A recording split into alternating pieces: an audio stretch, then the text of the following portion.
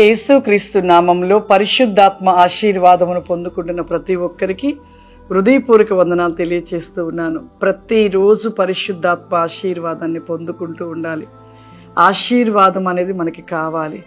లేచినది మొదలుకొని మరలా తిరిగి మనం పడుకునే వరకు ఆశీర్వాదము మనకు ఒక కవచముగా, ఒక రక్షణగా కాపాడుతూ ఉంటుంది.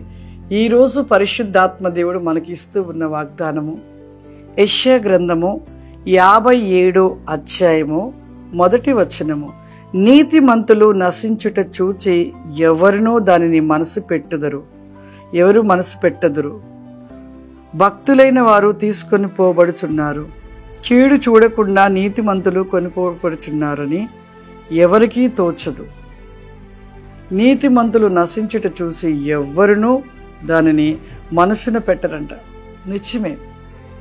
నీతిమంతుడు, ఈ మాట వింటే ఎంతో ఆనందం అనిపిస్తూ ఉంటుంది నాకు. నీతిమంతుడి ఆశ, ఆలోచన నిత్యము మనసు దేవుడితో ఉంటుంది కాబట్టి ఒక నీతి, యథార్థత, సత్యాన్ని కలిగిన వానిగా దేవుళ్ళో ఉంటూ ముందుకు సాగుతున్న వాడిని ఎవరు కూడా లక్ష్య పెట్టరు.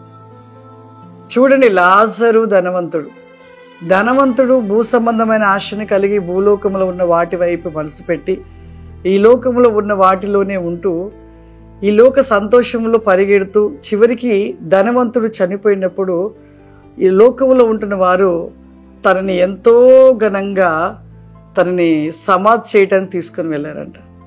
మరి ఎంతో సుగంధ ద్రవ్యాలతోటి మరి ఘనంగా తీసుకొని వెళ్ళారు.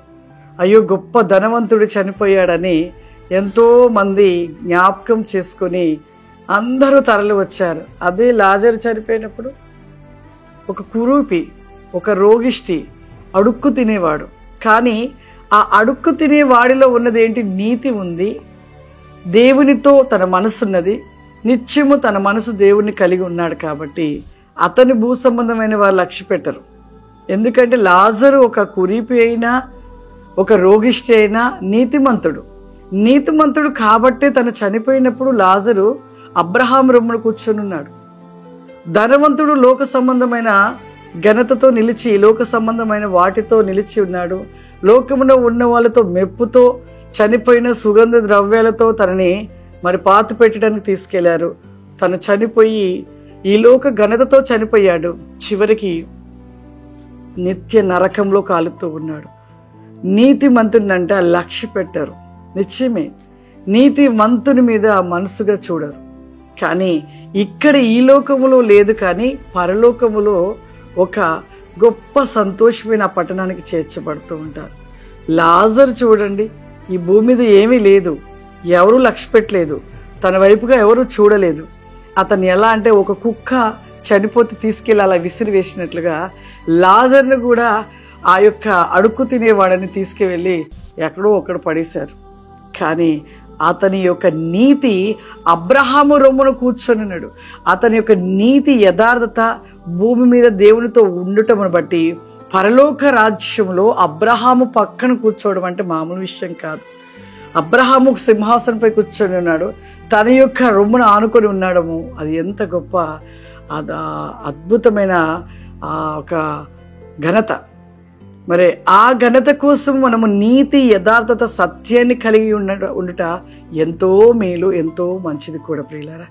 కాబట్టి మన జీవితంలో ఎప్పుడు కూడా ఈ భూ సంబంధమైన వాటిపైన మనసు పెట్టి నీతిని విడిచే వారిగా ఉండకూడదు.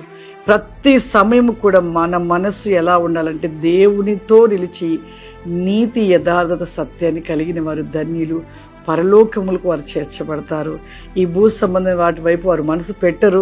పరలోక వైపుగా ఉన్న వాటిని చూస్తూ వాటిపైన ఉంటుంది కాబట్టి నీతిని కలిగిన వారుగా ఉంటూ ఉంటారు. అట్టి రీతైన మనసును కలిగిన వారుగా మనం నిలిచి ఉండాలి. ప్రార్థన చేసుకుందాం. సర్వశక్తివంతుడా, దయగల తండ్రి, నీకు వందనాలు చెల్లిస్తూ ఉన్నానయ్యా. గొప్ప దేవుడవు నాయన. ఆత్మస్వరూపుడా, అతిశక్తివంతుడా, అభిషక్తుడా, ఈ ప్రోగ్రాం చూస్తున్న ప్రతి బిడ్డను కూడా మీరు తాకండి నాయన. మీ అభిషేకము చేత నింపండి ప్రభా.